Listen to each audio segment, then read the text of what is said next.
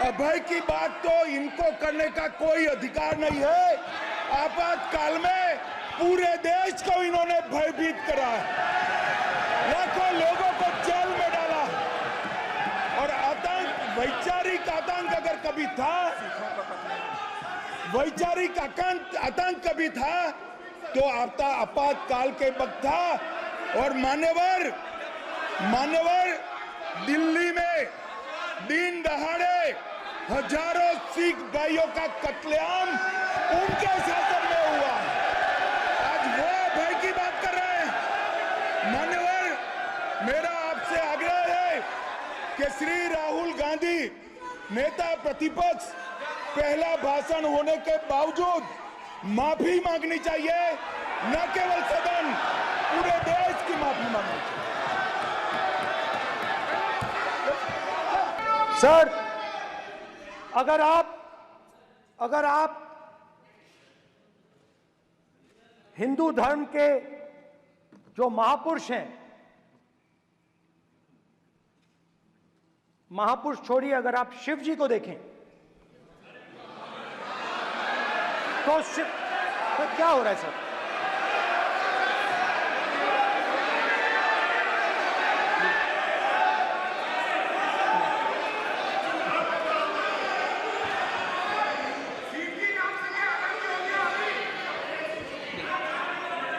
अगर आप शिव जी को देखें तो उनकी इमेज से आपको पता लगता है कि हिंदू डर नहीं फैला सकता, हिंदू हिंसा नहीं फैला सकता, हिंदू नफरत नहीं फैला सकता।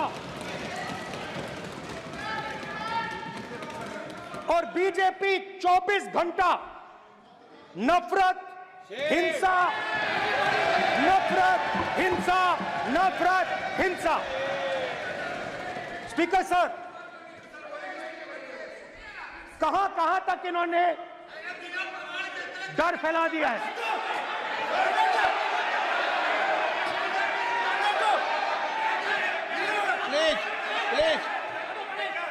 सर, कहां तक इन लोगों ने डर फैला दिया? मैं आपको अयोध्या से शुरू करता हूं। सर नमस्कार। अयोध्या ने आपको मैसेज भेजा, अयोध्या ने राम भगवान, मेरा व्यवस्था का सवाल है।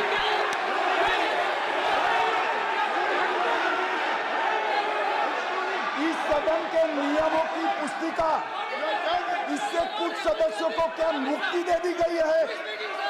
आपके गाइडेंस के बाद भी बार बार तस्वीर बताना, पूरे बीजेपी को हिंसा कर रही है ऐसे कहना, खड़े होकर एक दूसरे के बीच में हस्तधून करना, सारे नियम इनको लागू नहीं होते हैं। नियम मालूम नहीं है तो ट्यूशन रख ले साहब, सदन इस तरह से नहीं चल सकता है। ये सदन, मेरा आपसे आग्रह है कि ये सदन ऑर्डर में रहना चाहिए, नियमों के अनुसार रहना चाहिए। ये हम सभी सदस्यों का आपसे विनंती है। स्पीकर सर, एक मिनट प्लीज। माननीय सदस्यगण, आप ही राम भगवान की जन्मभूमि ने, अपेक्षा करता हूं कि अपन इसके नियम प्रक्रिया चले। नो, सब चले। नो, आपने बताया था नियम। नो,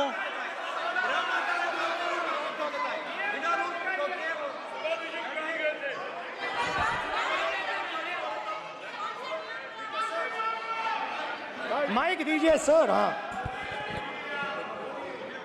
सर, मेरा सवाल है सर, इस माइक का कंट्रोलर किसके हाथ में?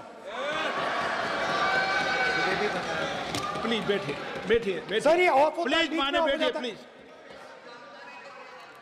ये बार कई बार विषय उठ गई और बहुत गंभीर, और माननीय सदस्य, आप प्रतिपक्ष के नेता हैं, आप सदन के बाहर भी ये बात कहते हैं कि माइक बंद कर देते हैं। मैंने कई बार आग्रहपूर्वक किया कि आसन पर इस तरीके का आरोप नहीं लगाएं। नो, प्लीज बात सुनिए। आसन पर सभी दल के प्लेज आसन पर सभी दल के लोग बैठते हैं और सभी दल के लोग सभापति तालिका पे हैं और सब जानते हैं कि एक व्यवस्था होती है, जिस भी माननीय सदस्यों को आग्रह किया जाता है बोलने का वो बोला जाता है और जिसको आग्रह नहीं किया जाता उसका माइक चालू नहीं होता। आप बोलने के लिए खड़े, आपका माइक कभी बंद नहीं हुआ, कभी बंद नहीं हुआ।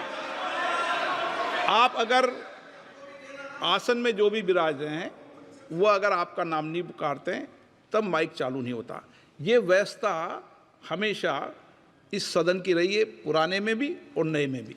कभी आसन पे व्यक्ति पर माइक का कंट्रोल नहीं होता। दूसरा, माननीय प्रतिपक्ष के आप नेता हैं और आपसे ये अपेक्षा की जाती है कि आप लोकसभा की प्रक्रिया काल संचार नियम का पालन करें, संविधान की जो व्यवस्थाएं दे रखी है उसकी पालन करें और सदन में बोलते समय किसी भी धर्म को के ऊपर ऐसा आक्षेप नहीं करें जिससे पूरे देश के अंदर विषय पैदा हो। यह आपसे अपेक्षा की जाती है।